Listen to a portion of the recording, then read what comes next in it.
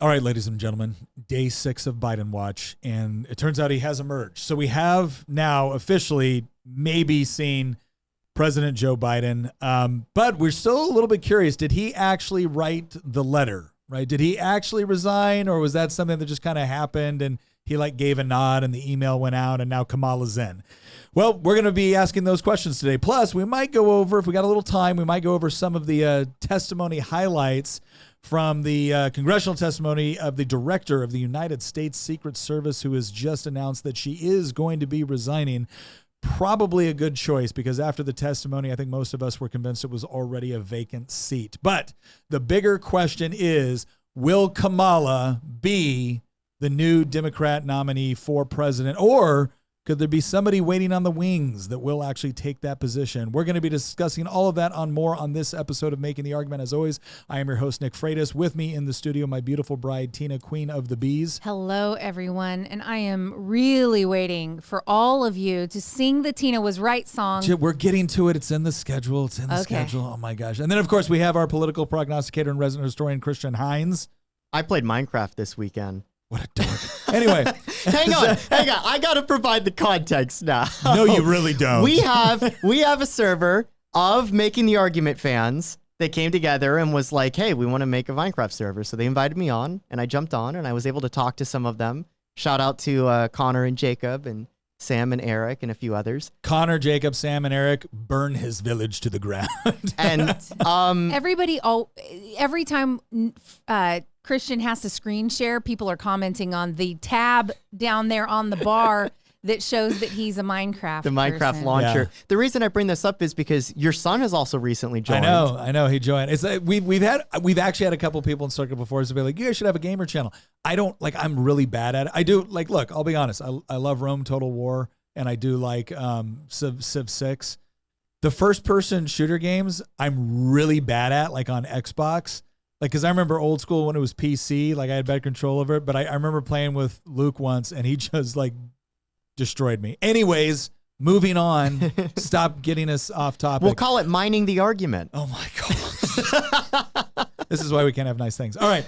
So we're gonna dive in today. We're gonna be talking about 5 things, right? So, did Biden really withdraw? Right, we're gonna ask that question. We're gonna go over because there's some speculation on that. Will Kamala be the choice? Like, will she be? Is she just the foregone conclusion, or does she have a fight coming up because their convention is not till August? Who are the other potential candidates? Because that's something to talk about. Because if you're a potential candidate, you may be a potential VP pick. We'll take a look at that. And what are our predictions for the race? So we're gonna give you some predictions on who we think the nominee will be and how it will affect the overall race going into November.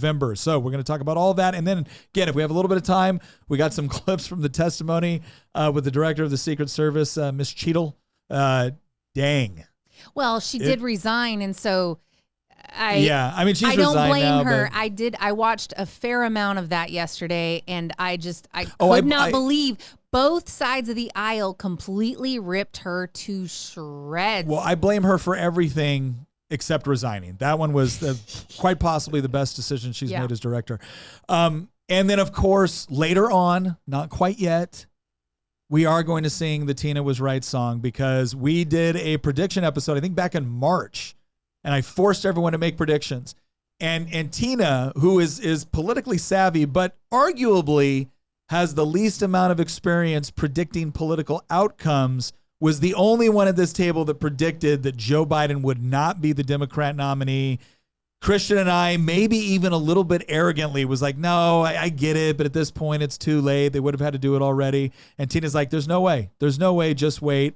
And lo and behold, here we are. Tina was right. We were wrong. And we're going to get into exactly how Tina was right because we're contractually obligated. But there's actually another issue that Tina has been right on that we're going to bring up, and that is when it comes to meat. Good Ranchers is offering a special deal right now. You get your choice of free meat for 4 years plus $25 off your order, right? So you can go to the link in the description in this podcast. Let me say that again very carefully. You go to the link in the description in the podcast. You go there. It lets them know that we sent you, right? And you use promo code Nick, and you're going to get your choice of meat free for 4 years. Here's your choices. You can get boneless chicken breast. By the way, I want to say this. steak is my favorite thing on the planet. Their chicken, because I do like chicken as well, but their chicken is phenomenal. It truly is really good. Angus ground beef, wild-caught sockeye or king salmon, or Applewood smoked bacon, right? So you get to pick one of those for free with your subscription for 4 years, right? So go to the link in the subscription, use my code, promo code Nick. You're going to get an additional $25 off your first box and free express shipping. What is better? What is better than some of the best American raised, free from all the crap that a lot of meat's being injected with, delivered to your home, plus free meat on top of that, right? It doesn't get America. That's free what that is. Free bacon. America, right? GoodRanchers.com. Use the link in the description. Click on that. Go over there. Promo code Nick. Free meat. $20 off. All right. So, yes, Tina was right and we were wrong. Now, we have a tradition in our house where we sing the mommy is right or the sing the daddy is right song. We're not going to sing the whole thing right here. Okay. But it's just essentially, my kids would be like, mommy is right, mommy's right, mommy's right, right. So we would have to do the Tina's right, right, because she was. She saw it. She saw it come in and she's like, there's no way. There's no way. And the rest of us were just convinced because, again, if you're looking at the history of politics on this and the difficulty associated with removing a candidate, especially one that's an incumbent. But we are in an unprecedented time in our political history where wild things are happening every week right now. It's insane. And for all of us who think, oh man, Joe Biden was going to be so easy to beat, and I would have really loved it if he stayed in. Yeah. But and so I'm kind of bummed that I'm right, because they were at a point where Biden, he could not string sentences together. There's a huge problem with his cognitive decline. We weren't saying, oh, he's just an old man. He's too old. We were saying he seriously has problems with his brain function at this point and being able to articulate what he needs to say. And it's not getting better. It's getting worse. And so after his extremely bad debate performance, I think the Democrats saw the writing on the wall. I do think they were hiding this for a really long time, and they knew it was a problem. And there were a few people that were mentioning it here and there that it was a problem, but Kamala kept just coming back and saying, oh no, he's great. He's doing fine. He's virile. He's great. He's vibrant. He's this. She used Is that the word she used? She used all those types of words to describe Joe Biden as we were watching him tumble downstairs and fall down and freeze up and use the wrong words and call Zelensky Putin and things like that. And I think that it did get to a point when the funding started to shut off. Like, they would have run him if the funding hadn't shut off. Well, we're gonna get into that, but the first things first, we're gonna actually read the letter that was sent out on Joe's behalf here, because again, we didn't see him for 6 days, and right now it's not like he walked up. Wait a second. Right now it's not like he walked up and started talking to everybody. We just saw him out and whatever, where it could be. But here's his speech. My fellow Americans, or my fellow dog-faced pony soldier. Over the past 3.5 years, we have made great progress as a nation down the road of good intentions. Today, America has the strongest economy in the world. You know what I love about statements like that? Christian, America's had the strongest economy in the world, I think, since the 1920s? The 1890s. 1890s, and we took the largest economy in the world. All right, so we've had the largest, so good job, Joe. You're taking credit for something that was accomplished in the 1890s and has been consistently ours ever since then. All right. We've made historic investments in rebuilding our nation. That must be Build Back Better. In lowering prescription drug costs for seniors. I don't think they're aware. And expanding affordable health care to a record number of Americans. Oh my gosh. Anyways. In translation, bankrupting the nation. We've provided critically needed care to 1 million veterans exposed to toxic substances. Passed the first gun safety law in 30 years. Well, clearly it's done wonders. Appointed the first African-American woman to the Supreme Court and passed the most significant climate legislation in the history of the world. America has never been better positioned to lead than where we are today. All right. Wow. I know none of this could have been done without you, the American people. Together, except for half of us, right? Except for half of us that are horrible threats to democracy. Together, we overcame a once-in-a-century pandemic and the worst economic crisis since the Great Depression. election. We protected and preserved our democracy. And again, when he says that, he means theirs, not ours. And we've revitalized and strengthened our alliances around the world. Oh my gosh. Yeah. How do you write that? I mean, okay, so the idea is I don't think Joe wrote that. That was his lawyer that wrote it for him. His attorney. No, like they were saying he helped him write it, which means the lawyer wrote it. Yeah. And even the signature on it, there's been a lot of, conspiracy theory around it, but it's inconsistent with his regular signature. He didn't even use White House letterhead. Well, okay, Well, I understand. it's a campaign. It's not official. If he would have done a campaign action, which removing yourself from re-election is a campaign action, then you would not use official government letterhead. Yeah. It has to have a separation. All right, but let's get to the main part here, all right? It's been the greatest honor of my life to serve as your president, and while it has been my intention to seek re-election, I believe it is in the best interest of my party and the country for me to stand down and to focus solely on fulfilling my duties as president for the remainder of my term. Oh my gosh, terrifying. I will speak to the nation later this week in more detail about my decision. For now, let me express my deepest gratitude to all those who have worked so hard to see me re-elected. I want to thank Vice President Kamala Harris for being an extraordinary partner in all this work. We're going to get into how extraordinary she has been. And let me express my heartfelt appreciation to the American people, except for half of you that are threats to democracy, for the faith and trust you have placed in me. I believe today what I have always have, that there is nothing America can't do when we do it together. We just have to remember we are the United States of America. Signed by Le Blues. All right. Okay, so Biden conceivably... That's how his signature looks. Okay, Yeah, it is. So let me backtrack real quick. Jean Pierre, whatever her... Is that KBJ. KBJ. She was called out a couple of months ago for tweeting a presidential tweet from her own account because she forgot to switch it over. Yeah. She's tweeting for him. So conceivably, Biden's not the one tweeting from his account. And they release this to X. Yeah. And that is, they notify us via X that he's not going to run again. He's doing this purely because the writing's on the wall, and Tina, you're getting ahead. To benefit the Democrat Party.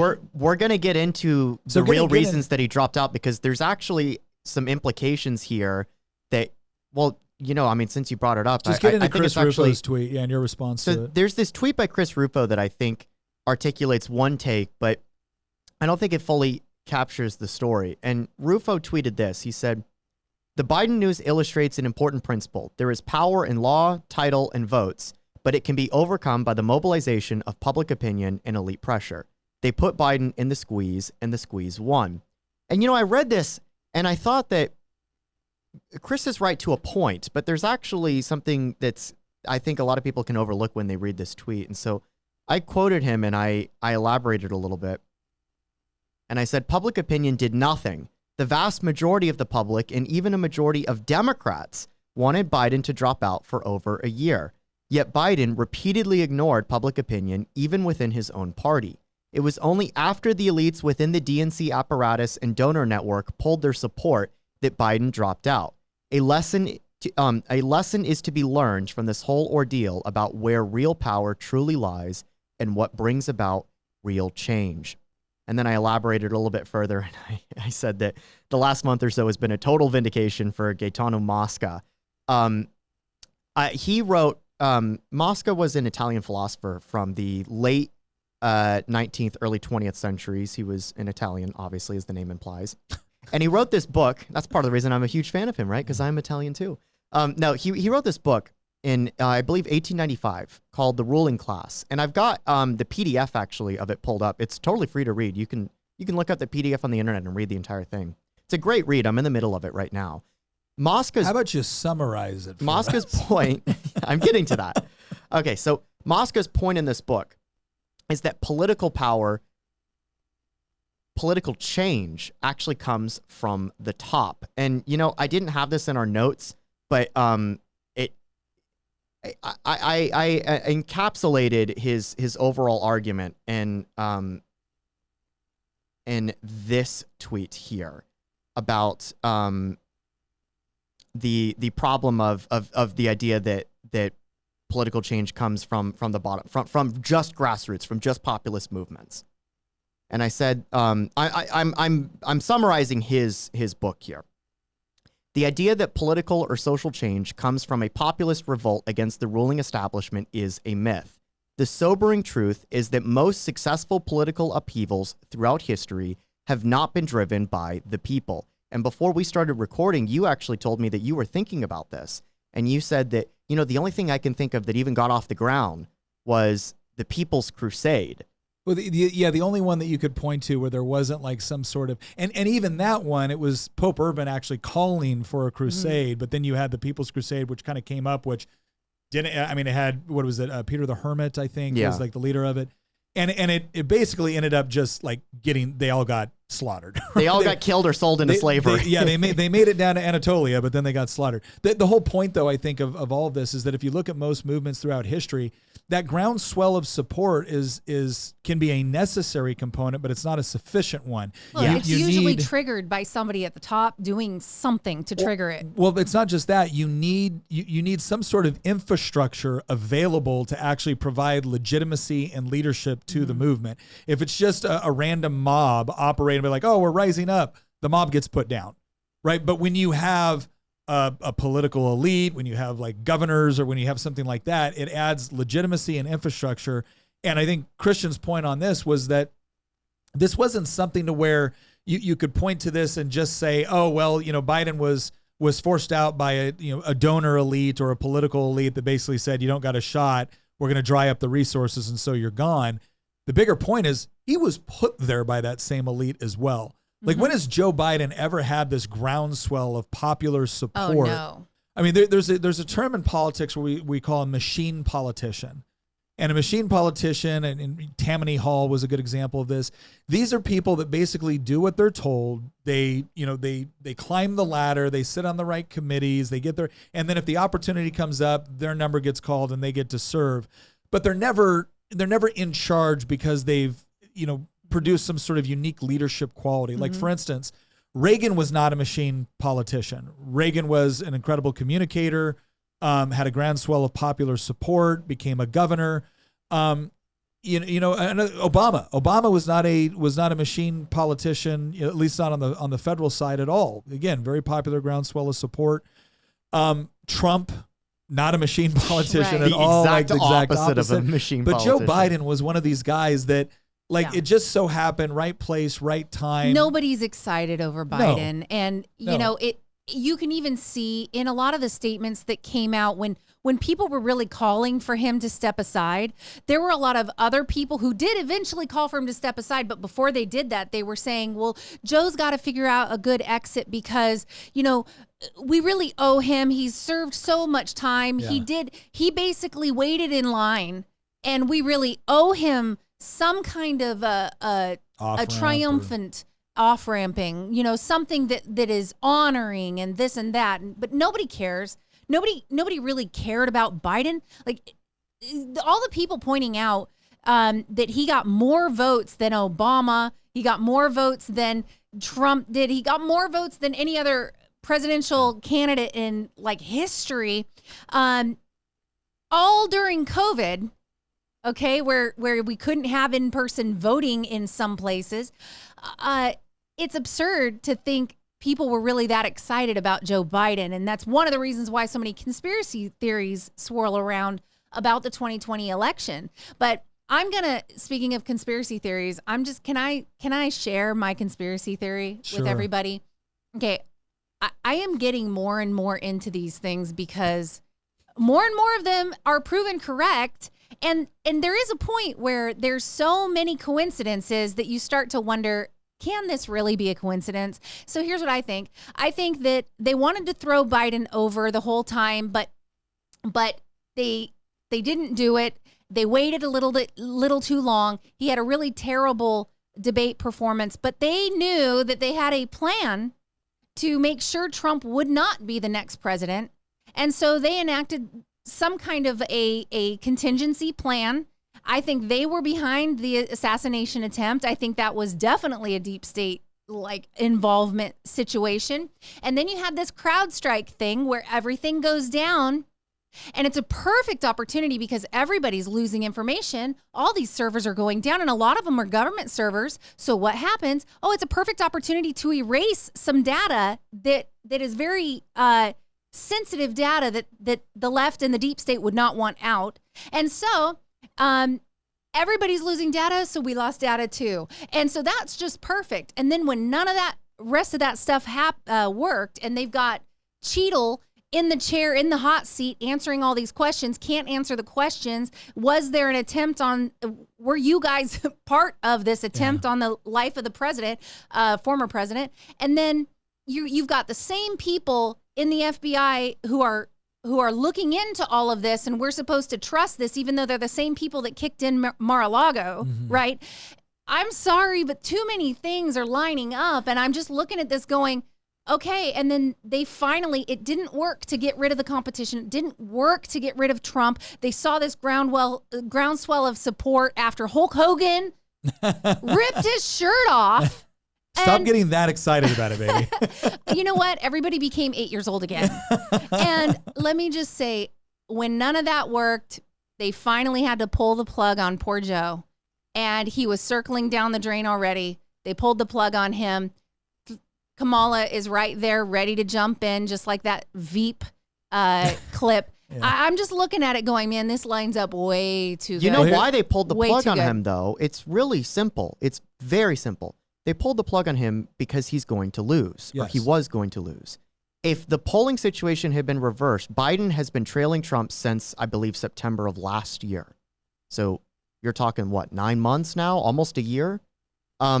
If Biden had been consistently leading Trump by 4 or 5 points, they wouldn't have pulled the plug on him. They would have continued to gaslight the American people into thinking this guy is capable of executing the office of the job of the office of the presidency, even if he wasn't, because they would have concluded he can win. Because at the end of the day, the left is a memeplex geared towards the acquisition and consolidation of power. Nothing else matters other than the revolution. And the revolution is the mechanism through which you obtain political power.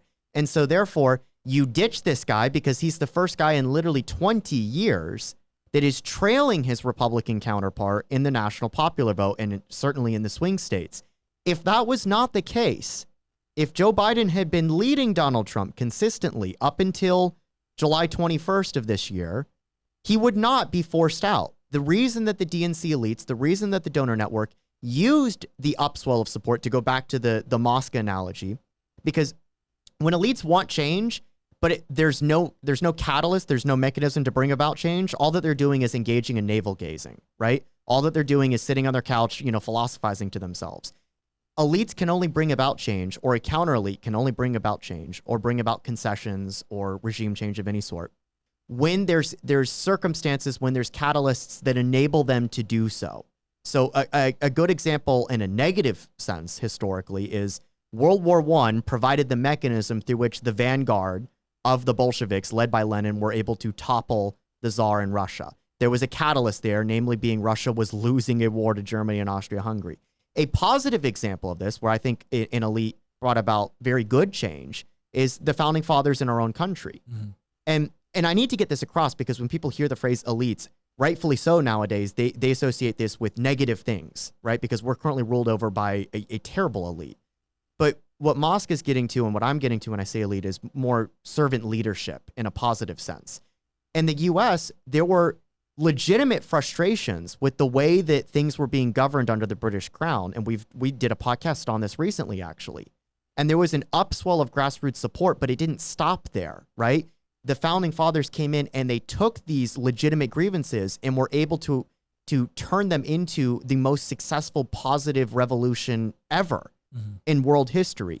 And so it's when you have a combination of legitimate grievances, of catalysts with elite pressure, that you actually get the sort of change that takes place. But it's not one or the other. I think the point Tina is also making as well, though, is that when elites see that the conditions are ripe, but they don't have a catalyst yet, they're not beyond creating their own catalyst. They will make a catalyst. They'll make their own catalyst, yeah. They're not beyond creating their own catalyst. And that's the part where, again, this has always been dismissed as phony conspiracy theory. I'd actually like to do an episode kind of looking into, especially when we're able to get more information, even though I think a lot of it's being restricted, and some of it, the claim is going to be, well, we're engaging in investigations and it's, privileged information or classified information.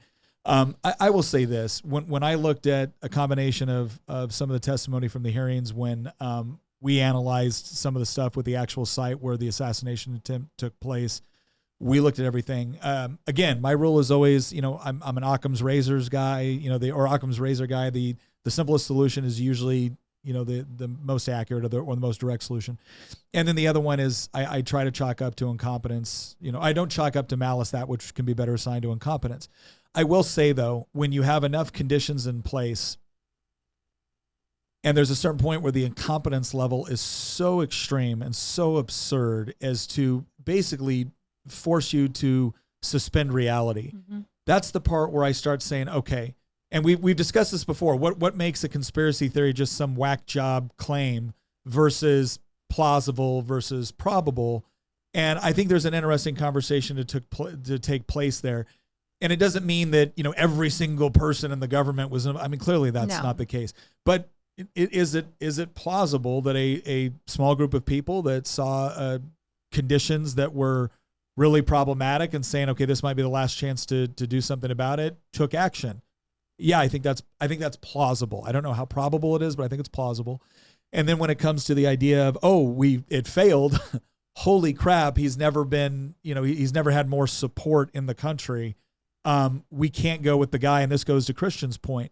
And I remember, I think I tweeted this out like the night of I said, Biden is not being asked to resign because of cognitive decline. He's being asked to resign because of polling decline. Yes. If he was 5 points ahead in the polls, they wouldn't care if he could string a sentence together because they didn't care for the past 12 months when he couldn't string a sentence together. And so anyway, but for right now, for all intents and purposes, it looks like Biden's going to be out. I actually look forward to hearing what he has to say about it because everything that we've heard right now has been communicated through X. It's been communicated through letters. I really want to see what he says. Yeah. I think that's going to be telling. I think the other thing that I would really like, here's what I like to say. If for some reason Democrats win, I think Biden had to be promised something because regardless of where he is in the cognitive decline, Jill Biden isn't in cognitive decline. And she knows that her family faces some real uphill battles and potential challenges because of a lot of things Hunter did, because of a lot of things that Joe Biden did that has become, there's no way Biden gave this up without being guaranteed some pardons things. are on their way because I think that's one of the reasons why Biden was so insistent on staying in is because he's waiting for Hunter's trials to be over so he can pardon him. So that's probably part of the bargaining chip is that Kamala, if she wins, will pardon Hunter, but also conceivably Biden himself as well. I think their family got promised to be taken care of financially, even though they're already in pretty good shape. And that's assuming that he was behind everything, but we still don't know that. As of the recording of this, we were going to try to go live, you guys, but we had some technical difficulties, and so we're not live. So we're recording it and immediately publishing it. And here's the deal is right now we're still waiting for Biden to address the nation. The closest thing that we saw to Biden actually showing some sort of proof of life, right, was, and this has been how many days now? I think it was 6 before 6 or 7 days. Well, he came forward in an audio recording, which could have very easily been AI, and a lot of people think it was AI. He didn't. We still have not actually seen Joe Biden talking for himself. It's really easy to clone someone's voice via AI, and that call in was super suspicious sounding. Well, let's. I want to move to the second part here, and that's talking about Kamala as the presumptive nominee at this point. Now, we have some clips here because I'd like to do a little Kamala Harris in her own words, as we all know that she's probably one of the most gifted orators. She's quite amazing in all of American political history. So we can get the can we get the first one that we have? For Kamala? Here we go. Ahead. All right. Everything is in context. My mother she would give us a hard time sometimes, and she would say to us, "I don't know what's wrong with you young people. You think you just fell out of a coconut tree? Who hasn't? You exist in the context of all in which you live and what came before you. what in the world did she just say? Here's the crazy part, you guys, is that Joe Biden has cognitive decline, and we just know that this is like beginning, this is dementia for him. For her, she's just a moonbat. That's her only excuse, is that she's a box of rocks. That was actually a relatively tame one compared to some of the other ones. She's at the top of her game. Yeah, well, I don't understand that. Do you think you're the first to fall out of the coconut tree? Like, maybe this is a reference I don't understand. But then afterwards, it was, what kind of word salad was that? She will find ways to, and look, everybody in politics tries to find profound ways to say something or to illustrate a point. But typically, when you say something profound, it's because you've provided some sort of example or some sort of new perspective on the term. She doesn't. She will take something very simple, like, we all exist. We're all a product of our own experiences in past. And she will say, you exist in the context of everything that is and has come before. And it's like, She reminds me of like kind of the goofy guru trying to say, yes, like almost like Yoda-isms, like, What she is ultimately she's a midwit that thinks that she has 180 IQ. And I mean, that's really harsh to put it that way, but she overly articulates things to the point that she under-articulates them.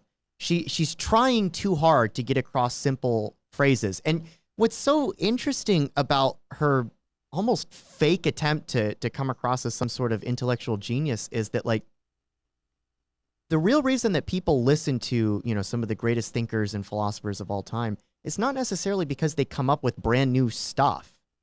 The reason that they listen to them is because they're able to articulate things which we already know to be true in a way which we ourselves have not necessarily thought of before. Yeah. Like, most people throughout history, a good example of this is most people throughout history understood how politics worked, but they weren't able to articulate it in certain ways until Machiavelli wrote The Prince and was able to demonstrate, no, this is how power flows, and it's neither good or bad, and Machiavelli was not necessarily a good person, right? But he was able to articulate things which people already understood about politics in a way that they themselves had not yet put into words. A lot of like early Greek philosophy is built around this as well. Like Herodotus invents the concept of history. That doesn't mean that people didn't understand what past and present were. Yeah. Right? But she tries to do that, and it always ends up just Don't we coming have off. a few more clips to do. illustrate the point? And, well, now that we're talking about history, perhaps we should give it Kamala's take on the passage of time. Yeah. Okay. Yeah. Yeah. Oh boy, this might be the worst one of all. Here we go. Governor and we were all doing a tour of the library here and talking about the significance of the passage of time, right? The significance of the passage of time. So when you think about it, there is great significance to the passage of time in terms of what we need to do to lay these wires, what we need to do to create these jobs.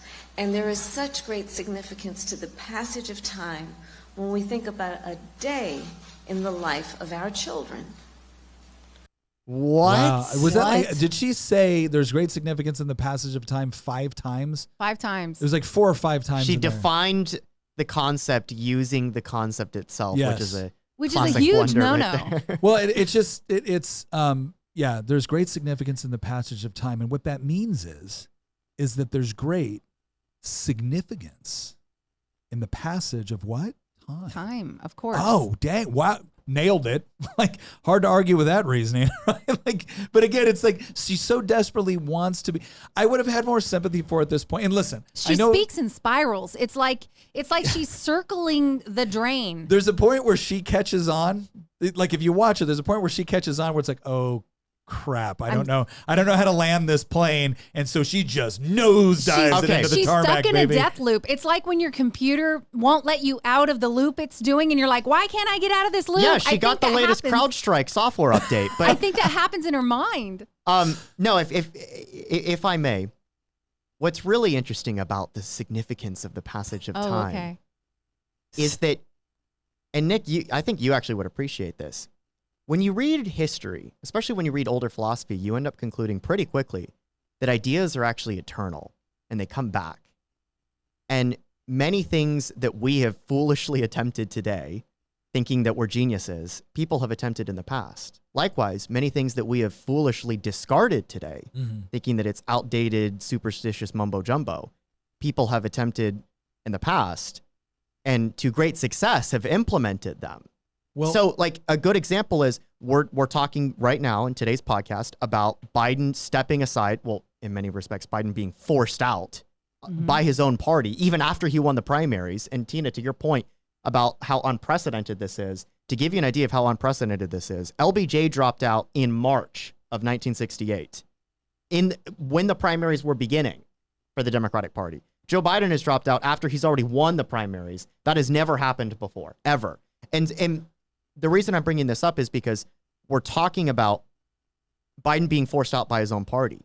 And here I was earlier discussing the writings of an Italian philosopher from 100 years ago, over 100 years ago in the 1890s, and how he articulated that political change comes from elites within an institution or within a society or within a country that bring about change using catalysts and using mechanisms in order to execute what they wish to desire.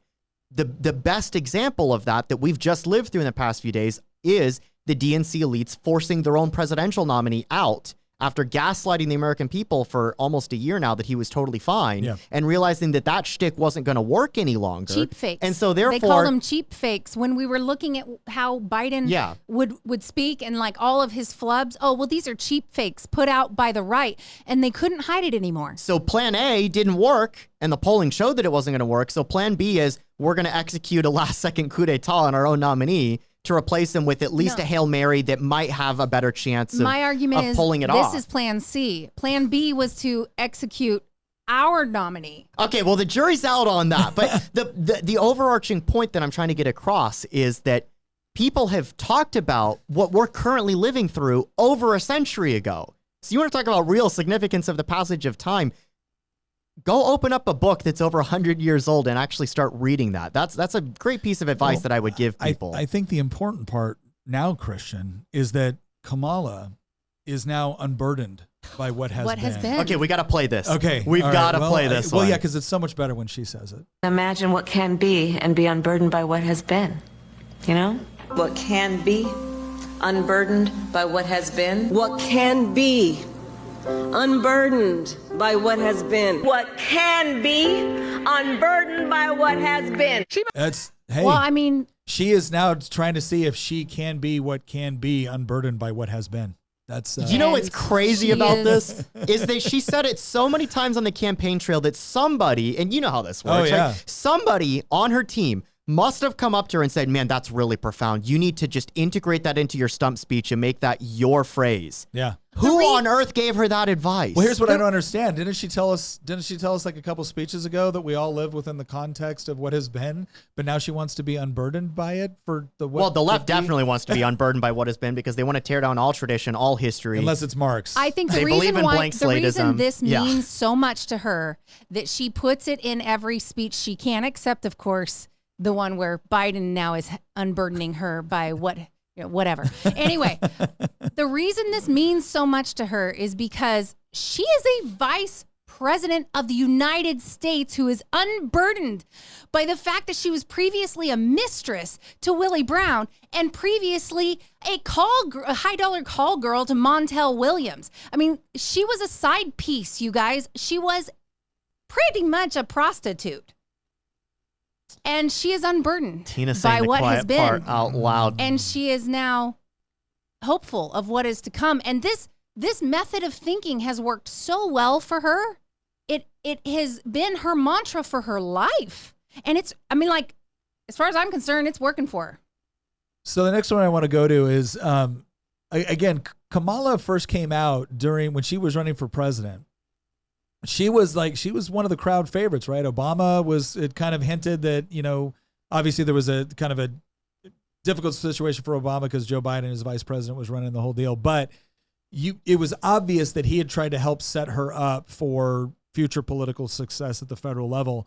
And she had actually done okay in some of the debates. There was that whole scene between her and Joe Biden where she essentially called Joe Biden a racist initially. And I was the little girl on the bus and the whole deal.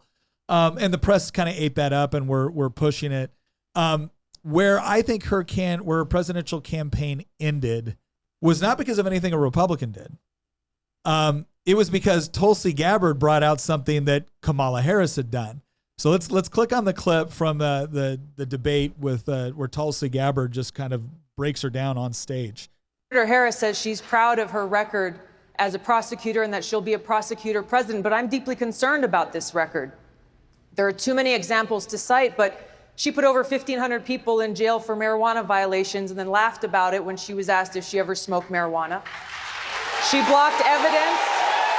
She blocked evidence that would have freed an innocent man from death row until the courts forced her to do so. She kept people in prison beyond their sentences to use them as cheap labor for the state of California. And she fought to keep cash bail system in place that impacts poor people in the worst kind of way. Now, what was again interesting about that is regardless of how you feel about individual positions with marijuana or whatnot, it had to be like just horribly offensive to have someone who kind of campaigned when she was attorney general as I'm a tough prosecutor, right? Put people in jail for marijuana, regardless of how you feel about that. She put people in jail for marijuana and then sat there and bragged on air about smoking marijuana. And listening to Tupac. And which the timeline didn't match up there. But the point is that, again, it's this complete disingenuous nature of who Kamala Harris is and what she actually believes. And that's one of the things that has really bothered Americans about Kamala Harris. When she first came onto the scene, I think everybody was like, black female attorney general from the most populous state in the country, clearly friends with the Obamas. She's going to be a force to reckon with. Yeah. And then in the confirmation hearing for Kavanaugh, she was one of the main people that was just driving that point home and just became a darling of like the Me Too movement and everything else. And it didn't matter that there was nothing even approaching sufficient evidence to actually accuse Brett Kavanaugh of this. She used it as an opportunity to elevate herself and put herself in the position of I'm defending a victim from, Trump's, sex offender Supreme Court nominee. So she was kind of riding high on all of this. And a lot of people were getting to know who she was. And that was the lens from which they viewed her, is that she had, again, especially if you're on the left, because primaries are all about appealing to your base, good credentials, right? Strong performance within the Senate, within the confirmation hearings, some opening strong performances against Joe Biden, compelling backstory, some of it, maybe not all of it. And then Tulsi Gabbard just like pretty much tears away this facade that had been created. And all of a sudden she's having to answer real questions. And the moment she wasn't dealing with a darling, fawning press, she found herself in real trouble on the debate stage. She never recovered from that. Never recovered. And here's a couple things. And then obviously, Joe Biden comes out and says, I'm going to nominate a black woman for vice president. Yeah, that is the biggest problem out of everything that's happened, if you think about it, because this is also why the Democrats are now going to be stuck with Kamala Harris. And the reason why is because at the end of the day, the Democratic Party is not a party that cares about meritocracy. The Democratic Party cares about identity. Mm-hmm. And there's a huge difference there, which is why we're increasingly moving towards a kleptocratic regime rather than a meritocratic one. Talking about ruling classes again, right? The DNC represents the ruling class that wants to loot the republic. But here's the problem. Sometimes when you put forward certain people that are deeply unpopular and are literally incapable of appealing to the type of swing voters that can, determine who the president is, you are stuck with a certain candidate, not because you think that they're the best candidate to actually win, but because you cannot pay the political price for not nominating them because they've checked off all your identity boxes. This is the conundrum that the Democratic Party is now currently in. You live by the DEI, you die by the DEI. Because when Biden said... Trump almost died because of the DEI. Well, that's also true. Unfortunately, the tragedy in all this is that we will also die by the DEI, unfortunately. But for Democrats, when somebody like Biden says, I'm going to nominate as my vice presidential candidate a black woman, not because I think that this person's going to be the most capable vice president possible, but literally because of the identity characteristics of this candidate. Well, when you've elevated that, what you end up having is when Biden drops out, well, guess what? you can't remove Kamala Harris within the Democratic Party because how dare you remove the potential first black female presidential, that would nominee. be the only reason she loses too. That is going to be the reason she'll probably lose. I think the deeper issue with Joe Biden making that claim is that the moment you said, I don't care what the race is, I don't care what the sex is. The moment you said, I'm going to pick this, no matter how good, let's imagine for a moment that it wasn't Kamala Harris. Let's imagine for a moment that it was a different candidate who had excellent credentials, incredibly articulate, very effective, had proven themselves time and time again as being a good, executive or administrator or whatever it was. So let's assume that Joe Biden picked someone that we all would have agreed, oh man, yeah, that outstanding pick. Because he prefaced it with, I'm going to pick a black female. Mm-hmm. There would have been people assuming it diminishes her credentials. It diminishes her credentials because of what he said. If he thought she was the best person for the job, just pick her. I'll never forget my dad telling me this story when he was in LAPD, and the LAPD came down and were explaining their version of DEI that they had. This was back in I think it was back in the late 80s, early 90s. And they get down, and it's this, I guess it was, funny enough, I think it was a white captain that was explaining how wonderful this program was and how you can take advantage of it. And a black sergeant raises his hand, and he goes, I don't like our program. And he goes, I'll tell you why. He goes, when I took the sergeant's exam, I scored in the top, I think it was like 3% of everybody that scored, right? But it didn't matter because I didn't have to. And so now I don't get to be the sergeant. I get to be the black sergeant because of you. I made it on my own. I worked, I studied, I did the work I did everything I was supposed to do, and I accomplished this. I earned it, but because I didn't have to, you give people the right to assume that maybe I didn't. It's the bigotry of low expectations. It is absolutely horrible. And that's the part that frustrates me so much about that is that, again, you could have picked somebody that would have been an excellent pick, but instead you decided that was going to be the determination. That was going to be the primary factor in narrowing down from millions of people that you could have picked. And it's insulting. And remember how we just talked about that, you live by the DEI, you die by the DEI? Democrats are now in a terrible position if you think about it, because they cannot get rid of Kamala as their nominee. I know that we wanted to talk about this on this show. Like, are they going to run with her? My take, and I don't know what your guys' take is, but my take is they have to run with her because they've already declared, no, we are upholding people to a level of sacredness, not based on their skill set, but based on their immutable characteristics. Yeah. At that point, you cannot be the Democrat in the room to say, I don't think Kamala can win Michigan and Pennsylvania because she cannot connect with the voters there. Well, she can't connect with voters anywhere, I think. I don't think she's electable. Nobody can make that argument. Nobody can make the argument that, I don't think that Kamala is electable for the same reasons that I don't think Joe Biden was electable. She presided over this administration that's the most unpopular administration in American history. She was put in charge of the border crisis by Joe Biden. And what did she do? She gave us the largest influx of illegal immigrants into America in our 248-year history. I think that's going to be a deal breaker for swing voters in Pennsylvania, Michigan, Wisconsin, Arizona, Nevada, Georgia, and North Carolina. I don't think she can win. You can't say that as a Democrat now because it's going to be you're attacking the potential first black female Indian president. You just can't do it. And so they're stuck with her. Well, let's at least in my opinion. Let's look into that, right? So we have, because there's two sides of this. And I want to kick off this. We're going to kick off this third segment talking about other potential candidates, and I want to kick it off actually with the conversation of someone that could have been potentially a contender, but now they're looking at a potential presidential candidate. That's the governor of Pennsylvania, Josh Shapiro. And it was interesting when Josh Shapiro got mentioned, I think on CNN as a potential vice presidential candidate. The Democrat strategist or commentator said, well, he's a first-term governor and he's Jewish. That could be risky. So understand something. It's not just that they will elevate, immutable characteristics as the deciding factor or critical factor with respect to who they choose. They're also using immutable characteristics in order to decide who is not acceptable. And it's like, oh, new Democratic Party, same as the old. And that's pathetic. That's absolutely pathetic. But here's the crazy part. Are they wrong given the current condition of the Democratic Party and what they've done and what they've encouraged and this whole oppressor-oppressed dynamic that they put forward? The bottom line is what that Democrat strategist said out loud was usually the quiet part, but it's not anymore.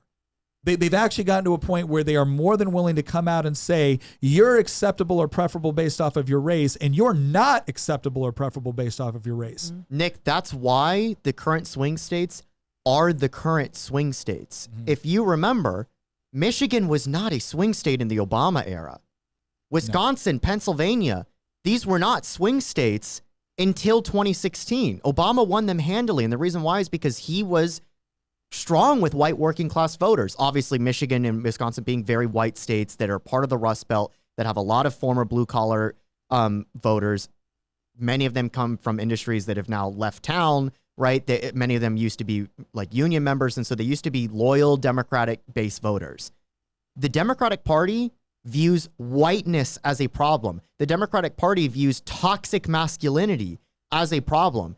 And now they view Jewishness as a problem. And we've talked about this before, that they will lift up a group when they think it suits them to obtain power. So it used to be you appeal to the working class and you win, right? Obviously, post-World War II, you appeal to Jewish voters and you win, right? Well, at some point, the groups that you uplift outlive their usefulness, and then you get discarded. And they discarded white working class voters starting in the 90s and the 2000s. And by now they're at war with those people. And they're now in the process of discarding Jewish Americans, or just Jews in general. They're discarding them right now. They will eventually they're discarding the old school feminists. We've talked about this. Look at how they treat J.K. Rowling. Look at they're discarding the former New Atheist people. Look at how they treat Bill Maher. Look at how they treated James Lindsay. These were all people that used to be on the left, and they're discarding every single one of them one by one. Why? Because they don't serve their usefulness anymore. But to the broader point, this is why the swing states are what they currently are, because Michigan, Wisconsin, and Pennsylvania used to be blue states. We did a whole podcast where we talked about how we think states are going to go, and I showed the electoral trends of these states going back to the 80s. These were not competitive states until Trump came along. And what he did was he tapped into the resentment of the average person that lives in those states. And he basically told them, the Democratic Party hates you. They hate you. They used to pander to you. They used to appeal to you. You have outlived your usefulness to them, and they hate you. They found somebody else to appeal to. I don't hate you. I will listen to you, and I will do what you want to be done in Washington, D.C. It was as simple as that. And he turned these states from blue states into swing states. In some of these states, he turned from swing states like Ohio into red states. Well, let's get into that when we get into the prediction segment. Like right now, I want to focus on who we think these candidates are going to be. So to give you an idea, some of the things that were put forward as possible running mates, and I understand anybody that they're talking about as a possible running mate is potentially someone that could have been a contender for the nomination itself. You know, you got Governor Roy Cooper, white guy. Governor Josh Shapiro, white guy. Senator Mark Kelly, white guy. Governor Andy Beshear, white guy. Governor J.B. Pritzker, white guy. And then Governor Gretchen Whitmer, white woman. Right? So, and then the other person that you could potentially look at as that would have been a candidate would have been who? Gavin Newsom, white guy. So here's my question, right? For anybody that's considering other candidates out there, the Democrat bench, show me one of them that right now at this stage in the race is going to get up there and say, yes, I will be the one to take the nomination from a black woman who currently happens to be the sitting vice president of the United States. I don't think any of them do it for two reasons. I think one, they have worked themselves into an ideological ditch that they can't get out of. Two, if you look at the current status of things, right, it does not look good for Democrats. It just doesn't. It looks horrible for them right now, regardless of who they pick. And pretty much everyone I read off there, with maybe a couple of exceptions, has plenty of runway. Plenty of runway. Yeah. And none of them want to be the guy to go up against Trump amidst everything that has just happened right now. They don't want to be that guy. They don't want to be the guy that has to completely start their presidential campaign in August of 2024. Yeah. So no, I'll tell you what each one of the white Democrats is going to do. They're going to be like, I completely and wholeheartedly support Kamala Harris going into the meat grinder that is going to be the 2024 election or presidential election cycle. Yeah, it'll get her out of the way for next time. And when she loses, then I'll run in 2028. then we can run again because now we don't have that same dynamic. And Trump will be term limited too. And Contrary to the fears of the democracy people. The only person that could have potentially really challenged Michelle gave it away. Freudian slip. Kamala is Michelle Obama. I think she's the only one that legitimately could have stood up there. And if she would have done it, enough Democrats would have said, okay, cool, this is perfect, right? We can tell you to step aside. But that was it. And from everything that's being said, Michelle Obama has absolutely zero intention of doing that. Now, who knows? A lot can change between now and So you think Harris will be the nominee? I think I don't think it be a anyone else. coronation. I think Kamala Harris is going to be the nominee. She's already locked up all of Biden's most of Biden's delegates. If Gavin enough Newsom, of them to win, so no one's going to go announce against her. I think Gavin Newsom wants to be president more than anything in the world, but I also think he understands that timing is important. Now. He also runs a risk, right? Because, you can't have a lot of time in between when you're governor and when you run for president and things like that. But I think he understands that if he tries to do it right now, it's going to cause a lot of problems internally within the Democratic Party. And the last thing the Democrats can afford right now is a contentious convention. Right. They can't afford something where they piss off a bunch of the base, the people. They can't have like a Bernie Sanders style revolt on their hands going into this one. I think the other reason, too, why they are so determined to try to just get the best thing they possibly can and go after it is because I do believe that the administrative state is terrified of a Trump-Vance presidency. And the biggest thing, and this we discussed this before, the biggest thing that the left is probably focusing on at this point is put forward a candidate. Maybe we figure out a way to win. If we don't, we invest everything in keeping the bureaucracy in place. Fortify the Leviathan as much as possible. Fortify the Leviathan and write out 4 years of Trump. Hey, if he can't get both houses of Congress, he's going to be severely restricted on what he can actually accomplish other than vetoing stuff. Well, I think with the Democrats, we're talking about sort of abstract reasons why, intellectual reasons why they will or will not choose this candidate over that. There's also a lot of logistical reasons. The money. Kamala is already on the ticket with Biden. And since her name is already on the campaign committee, there is a lot less paperwork. It's a lot easier for that war chest just to transfer over to Kamala. If it's not Kamala, how do you say her freaking name? I say it different every time I say it. Anyway, if it's not Kamala, you may have a lot more paperwork, a lot more legal challenges, and there's a lot of different ways that you can get in trouble for trying to redirect funds. And so this maybe keeps them from having to spend that massive war chest on legal challenges. The other thing too is she's already on the Democrat ticket. And so in a lot of these states, you can't swap out your nominee for another nominee, but she is already on that ticket. So maybe they're going to be able to find some loophole or whatnot. I mean, there's a lot of people that are saying, unless they invoke the 25th, it's going to be really hard in a couple of these states. And there's going to be a lot of legal challenges because some of these states require that you either die or the 25th is invoked, or else you can't switch out your candidate. So like if your party, let's say Trump had died and it's beyond the time to be able to swap out a candidate, since we lost our candidate due to a death, you could then put somebody else in. Likewise, on the other side, death also, but the 25th Amendment, removing a president, is also one of the only ways to swap somebody out in some of these states. And so I think they're looking for, hey, she's already on the ticket. Her name's already on there.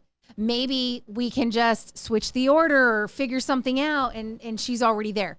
So I think that they do have legal minds working towards some of these things. And so the logistical problems with somebody else, I think, are kind of insurmountable. I think they have worse logistical problems than ballot access. I think they have a voting logistical problem. They have a polling problem right now. Have you guys seen some of because there have not been a lot of polls, right? between Trump and Harris. Most of them have been between Trump and Biden, obviously, until now. But the polling that has come out, right, in recent days and weeks is not good for Harris. I'm staring at a PPP poll, also funded by Progress for Action. So this is a Democratic pollster. PPP is public policy polling. Yeah. It's a left-wing pollster, although I will say in their defense, they actually do put out decent polls.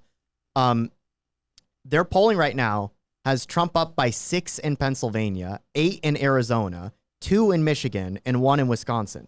Plus 6 in Pennsylvania, 51-45. He's not even, it's not even like, 48, 46 or something.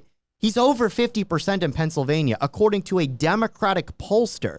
Yeah. Remember how the Electoral College is laid out. If Trump wins Pennsylvania, he's won the whole thing. It doesn't even matter what happens to Arizona, or, to Wisconsin or Michigan. I mean, he just wins Georgia, which he's solidly ahead in, and Pennsylvania. He can lose every other swing state and still win the White House. I think the other thing, too, that's important to remember about this is, I mean, when you look at the credentials. Now, let me back up a little bit. I think we're in a good position to win. I also believe Republicans are infinitely capable of screwing this up. Yep. If Republicans want to focus on, oh, this was a relationship with Willie Brown, or this was a relationship with this, or this is what she did that. If they really want to focus on the morality component of her past, let's be honest, Donald Trump was not our best pick to have the morality battle. Right. Right? That's just reality. Okay? And it's not the substantive issue facing this election. The number one thing, and I think it might have been Abigail Schreier, I can't remember, somebody said this. She goes, Republicans can lose this if they screw this up and they come off looking like a bunch of douchey misogynists. She didn't use that terminology, but that's essentially what she was saying. She goes, the thing that we should be saying from now until election day is, weren't you the border czar? like one of the biggest issues in this race. And by the way, it's a big issue regardless of where you live. It's not just Texas, Arizona, New Mexico, California, whatever Gulf It's states. an issue in Philadelphia. It is an issue everywhere. Her job, like the primary task she was given as vice president to go down and fix, was the border. And we've actually got I want to bring up this clip real quick. She was interviewed about this because they're like, you're the border czar. There's clearly a big problem at the border right now. What are you doing? And this was part of an interview that she had. Go ahead and put that up.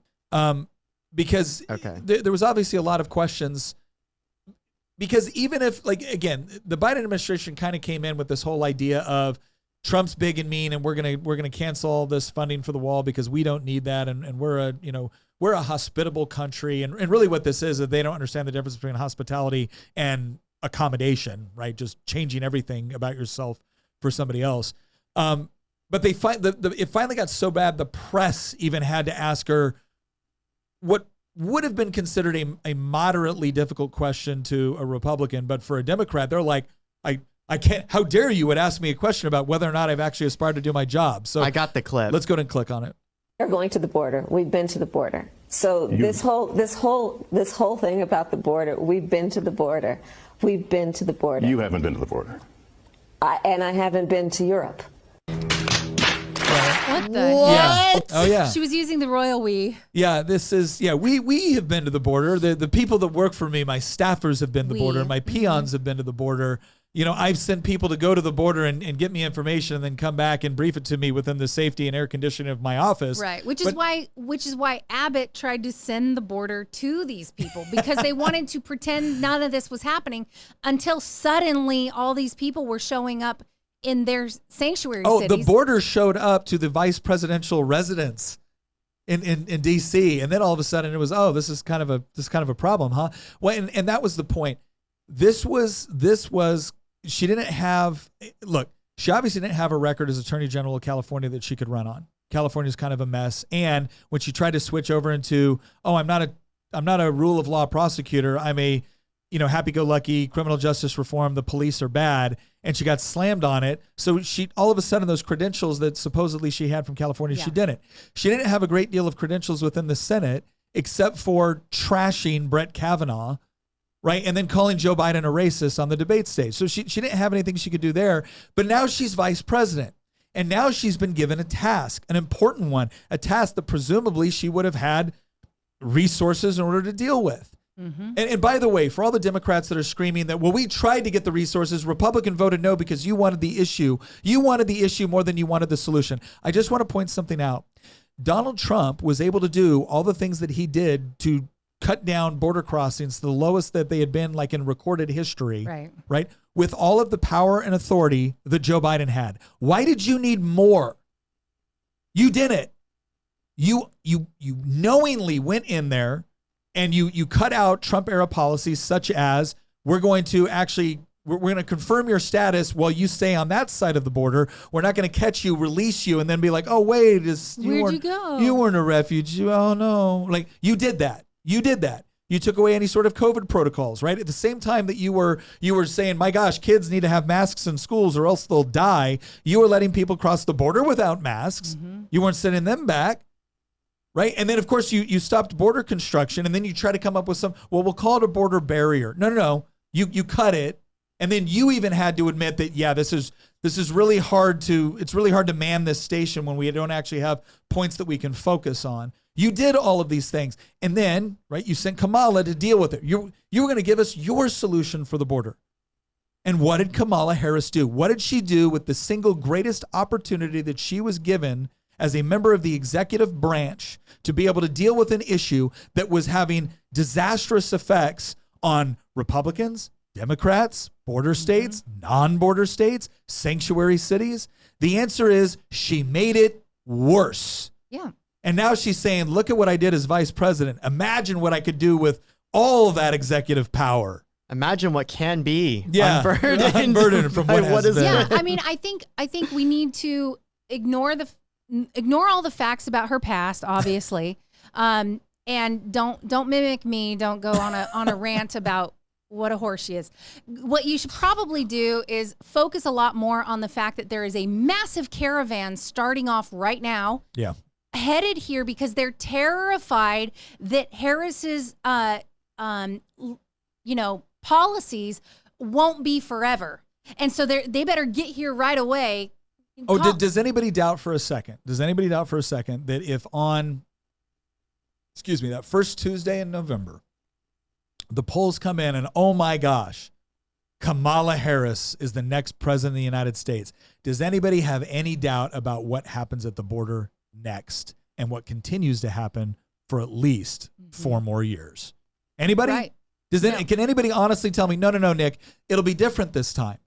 It could be worse. I agree. It could be worse, but there's no way it's getting better. Right. But they see the writing on the wall. They see that the Democrats are not polling well, and they're able to come in no problem under the Democrats.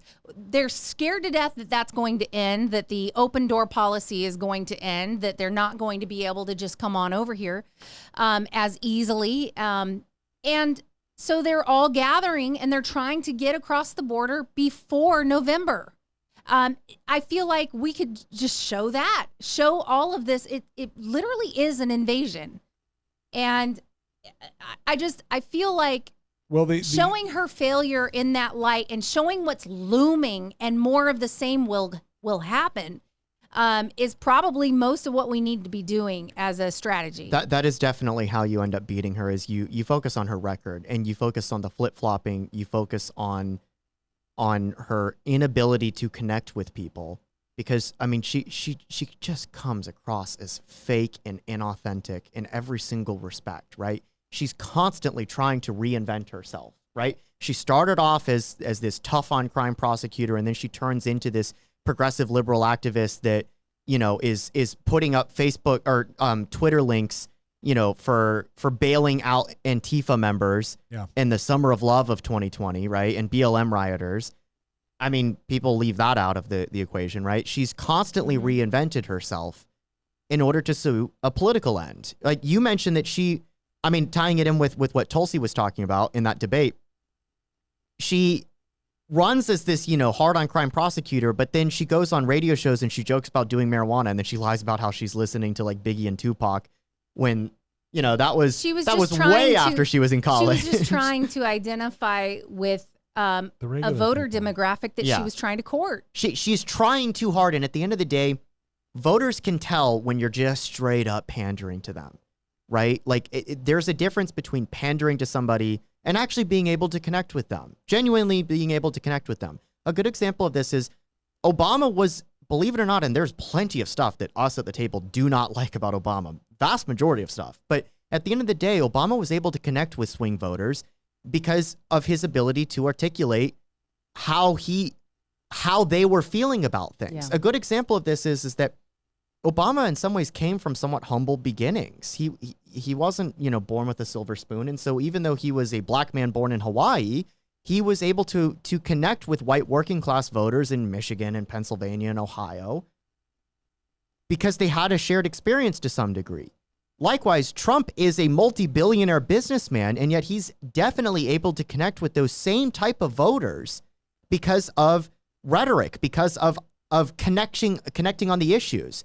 He doesn't have the same life experiences, but he certainly has the same worldview in the sense of how he's able to articulate what the problem is. He's able to talk to a voter in Michigan and be like, I know nobody's talking to you. Mm-hmm. Nobody's giving you the time of day. And half of our people in office absolutely hate you. I don't hate you. And I'm going to listen to you. And I'm going to do what you think needs to be done. He's able to connect with them. Kamala Harris does not have either of those two men's ability to connect with swing voters. She just physically doesn't. Well, and I think they know that, and that is why you're watching the Twitterverse. That's why you're watching everybody else trying to manufacture enthusiasm about Kamala Harris. I want to read this off. Rothmus on Twitter put this out, and this is from I think it was a Twitter, it might have been Reddit, and this user Caneville Shine says, I was over at my dad's house today helping with some household chores. He lives in a very rural area of a very red state. At the end of the work, we went out to one of the nearby country bars. It's the kind of place that farmers, truckers, legit cowboy boot wearers, and the working class go to unwind with a cold one. Vice President Harris was on the TV, and the local gun store owner said to his auto mechanic, friends since high school, you know what? She ain't so bad. The economy is recovering, nobody's rioting, and we're standing up on the world stage again. Can't believe I'm saying this, but old Oakland Cam's got my vote this year.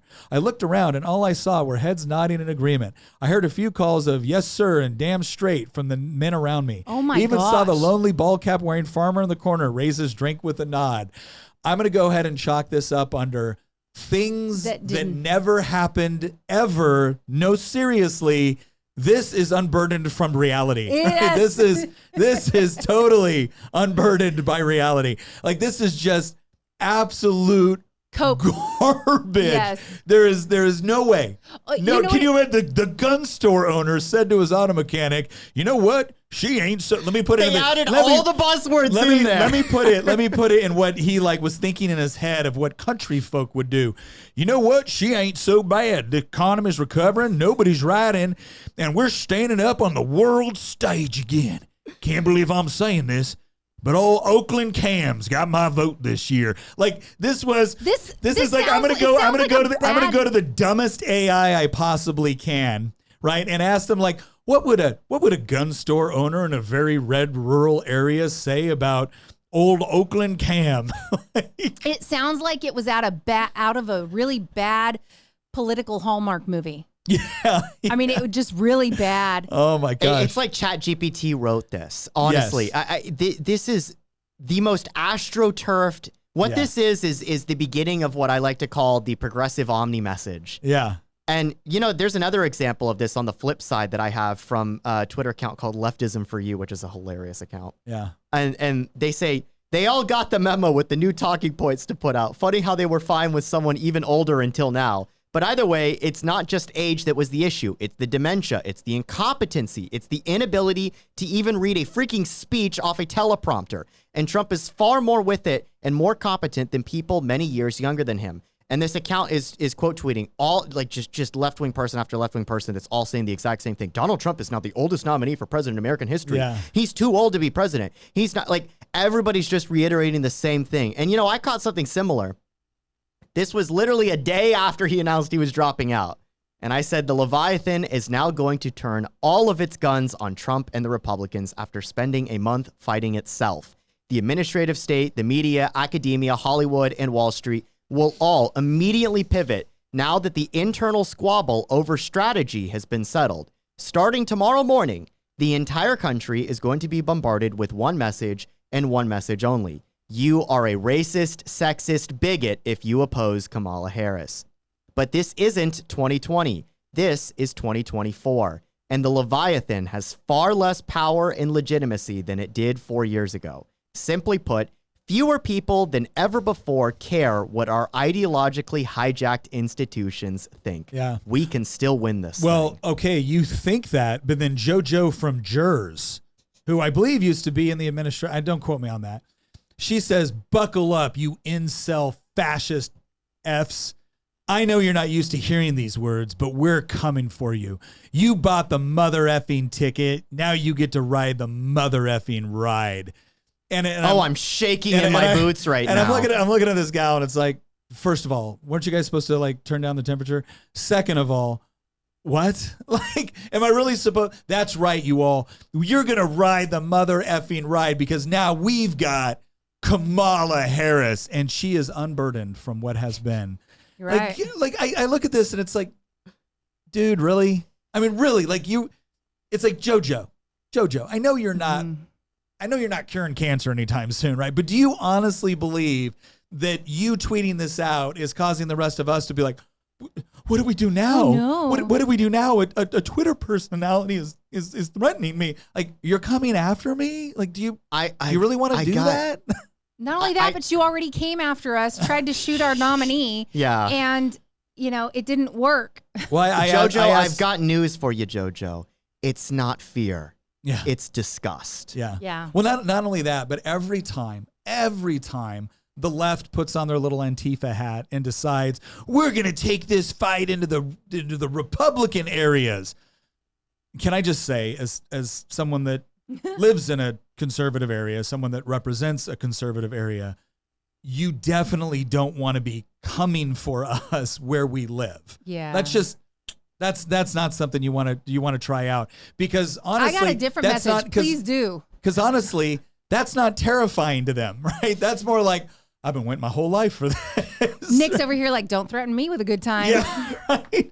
But it's just so stupid. It's so absurd. Like, what is she really going to do? You're coming for us? Really, JoJo? Do you actually possess the capacity to leave Twitter long enough to go into an area that doesn't have 5G service? Like, do you really, like, what are you going to do? Especially now that the Democratic Party has essentially become the party of like hating masculinity, right? You hate tough guys. Who are you going to use to carry out this act of coming for us? Like, you, Antifa, a drag queen? Like, who are you going to use? Kamala?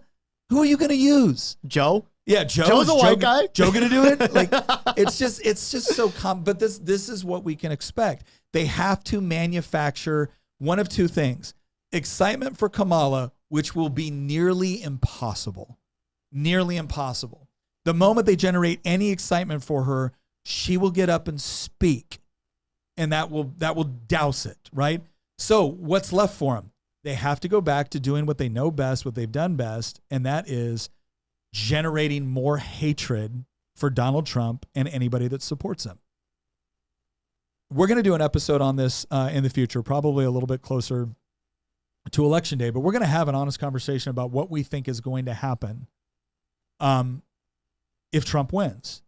Because when I see people like JoJo from Jers, right, who's supposed to be a more level-headed person, right? When I see people from JoJo from Jers, what I come to the conclusion of is she's never going to be the one out there throwing Molotov cocktails and bricks. She's always going to sit from the safety of her keyboard, directing and encouraging others to do so. Mm-hmm. And we've already seen it. We've already seen it result in murder. And I don't just mean at the attempted Trump assassination. Right. We saw it result in murder in the summer of 2020. Right? This idea that the left, or the party of tolerance and empathy and let's save our democracy, has a problem with violence just simply doesn't bear out with reality. And so, again, I think it's going to be an interesting question, but I think the more that they try to generate excitement about Kamala, the more they're going to realize it's just not going to happen. I think the most excitement that you're seeing right now about Kamala isn't actually about her. It's about their excitement is that they are now unburdened by a terrible, terrible losing candidate that has no path forward toward winning. And now they have somebody fresh, somebody new, semi-new, that they could probably put a lot of money behind in order to try to re-gaslight the public into liking. So they see the potential of lifting the poll numbers that are dragging right now with a new candidate. And unfortunately for them, Kamala is the one that is going to be probably going to be coronated. You know what she's going to accelerate? I was showing you guys, I showed Nick this chart right before we started recording of the percentage of young men aged 18 to 29 that identify as Democrats. This is a core demographic of the Democratic Party. If you remember during the Obama eras, absolute majority of 18 to 29-year-old men would have said that, yeah, I'm a Democrat because they love, I remember this. I remember the Obama era when I was in high school and college. I was the minority within my own gender, not, I mean, let alone, you know, among women my same age, they were all on the left. But even among the men that I was, you know, growing up with in high school, in college, that I was around, I was always the outcast in the sense that I was the right-wing guy. I was the conservative guy. This chart shows, and it makes sense, right? You know, younger generations tend to be on the left more so than older generations. So you would think even the men would be on the left. But this chart shows that in 2016, a majority, absolute majority of 18 to 29-year-old men identified as Democrats, 51%. Today, it is 39%. Wow. That's a big shift. I'm willing to bet it is not yet hit rock bottom. No, and it's probably not going to improve with somebody that's going to go around continuing the narrative of toxic masculinity, men are evil. You know, we've been the ones standing in the way of everybody achieving anything for all of human history. Something tells me that narrative is not going to appeal to young men that have woken up to the idea that this political party hates my guts. Young men are starting to understand that the Democratic Party is operating on a friend-enemy distinction, and they have decreed them, the young men, are an enemy. And all that they're doing now is they're like, noted. Thank you for telling me that I am your enemy. You are now my enemy too. Well, so what does all of this mean going forward? Well, I'll tell you what. I think we've gone through everything we're going to hit on. We were thinking about going with the testimony from the Secret Service hearing, but that ship's kind of sailed at this point. She's resigning. If you want to go look at some of that, it's obviously available everywhere. There was some really good questions asked by Representative Fallon. Representative Marjorie Taylor Greene went after her, but did so in a way that I thought was actually very effective. A lot of the Democrats went after her as well because, again, there's very little excuse for what actually happened. We are probably going to re-engage on some of the points that came on that, but I want to do it at a later date where we can actually get some more information because, again, some of the most important questions that needed to be answered about what happened that day were not answered in that hearing by design. And so that's going to have to be analyzed and addressed, and we'll do that at a later date. But for right now, here's the big takeaway I would like people to understand from our perspective. I think we all agree Kamala Harris is most likely going to be the candidate. I don't see another option at this point for them. And she's entirely beatable, but that doesn't mean Trump is going to win. And Republicans can still screw this up. Now, I know there's going to be a lot of people going, but they'll cheat. Fine. Do everything you can to help prevent them from cheating with respect to you getting out there voting and you getting other people out there to voting and you volunteering to work at the polls. That's one of the big things that you can do to actually help prevent cheating, right? Actually go to your registrar's office and sign up. They take volunteers. They rely on volunteers to actually monitor the polling locations. You can be one of the people that, if this is your primary concern, it doesn't have to be a concern you can do nothing about. Go to your local registrar, sign up, say you want to work at the polls as an official poll worker, and then use that as an opportunity to make sure that things go down the way that they should. Does that cover all of the potential ways that cheating could take place? No, but it does cover a big one, and it's something you can do about it. So focus on what we can do something about for right now. I promise you there are other people and legal teams working on some of the other things that you as an individual might not be able to work on. But all that aside, keep in mind, we can still legitimately lose this. And the way we do it at this point is by beating ourselves. It's by focusing on the wrong thing. It's by treating her as if she's not a serious candidate. It's by, consoling ourselves that, Trump has done a great job thus far in this campaign. He's getting a lot of fundraising done. More people have donated. I am telling you, everyone that hates Donald Trump is about to drop millions of dollars on the Harris campaign. Millions. because they look at it as their privileged place within the bureaucracy or in connection to the bureaucracy is at risk. And so they're going to fight with absolutely everything they got. And so if you're concerned about this, if you're concerned about the power of an unelected bureaucracy that seems to be running a whole lot more than it actually should be, if you're concerned about what's going on at the border, well, then focus on those issues which are going to have the greatest impact with the people that can still be convinced one way or the other. And I know that probably frustrates a lot of people. I know it kind of frustrates me sometimes. I feel like I look at this and I feel like this is such a contrast and choice. What exactly are people confused about? But here's all I can tell you. There's so many people out there that are so busy just trying to make ends meet, just trying to put groceries on the table, that they don't got a lot of time to pour into all the political analysis. And that's where you come in. But you have to come in on the issues that they actually care about, not the issues that you think they should care about. And we have to actually explain why a Kamala Harris administration would absolutely be horrible for them on all of the practical things that mean something to them. Their kids' education, their ability to buy groceries, their ability to get a job, their ability to run their small business and keep it open, their ability to keep their community safe. All of those things matter. Kamala Harris has a horrible record on all of them, right? And Trump has a pretty good record on all of it. So that's the sort of stuff that we need to be able to, those are the sorts of arguments that we need to be able to make if we're serious about winning. If we're not serious about winning, then we can just sit back here, meme away, make a lot of jokes about Kamala Harris because quite frankly, it's kind of easy, and do nothing else. And then we can all wake up the day after the election, shocked that we didn't win and looking eager to blame everybody when maybe the person that we should be looking at, taking a harder look at is ourselves and our own effort. Because if we really care about this and we really think this election cycle is as important as it is, and I believe it is, then we have to start assuming personal responsibility. We've said this before. I love the Declaration of Independence. I love the Constitution. I love the philosophies and the ideas that our country was built on. But you know what?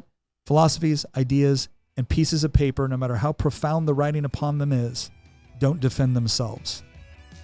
They are completely reliant on people who believe in those things to defend them. And now it's our time to prove it. Once again, thank you very much for joining us, and we'll see you next episode.